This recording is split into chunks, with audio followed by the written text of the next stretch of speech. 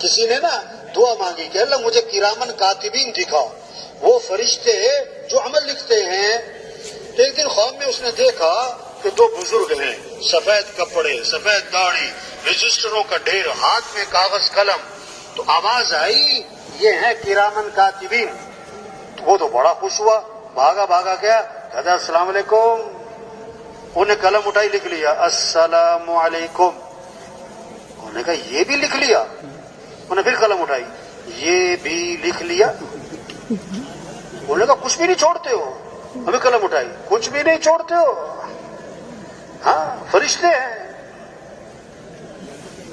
تو حدیث میں آتا ہے فجر میں اور عصر میں فرشتوں کی تبدیلی ہوتی ہے. فرشتوں کی تبدیلی، جو ساری رات ساتھ رہے فجر میں چلے گئے، دوسرے آ گئے. اب فجر سے لے کر عصر تک ساتھ رہے، وہ عصر میں چلے گئے اور آ گئے.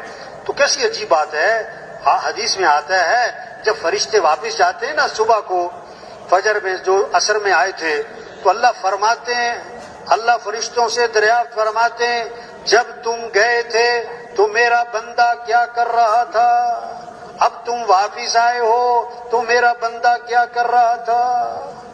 دیکھو ہر آدمی کیا چاہتا ہے، محکمے میں کام کرتا ہے تو اس کی رپورٹ اوپر جائے تو اچھی رپورٹ جائے.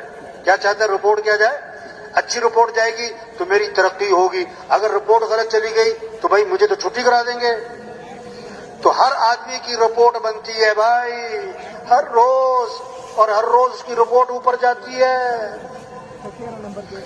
تو فرشتے جواب دیتے ہیں کہ اگر وہ پکا نمازی ہے نا تو فرشتے کہتے ہیں اللہ کل شام کو گئے تھے نا تو عصر کی نماز پڑھ رہا تھا، اب واپس آئے ہیں فجر میں تو فجر کی نماز پڑھ رہا تھا. واہ واہ کتنی اچھی رپورٹ گئی اس کی بھائی.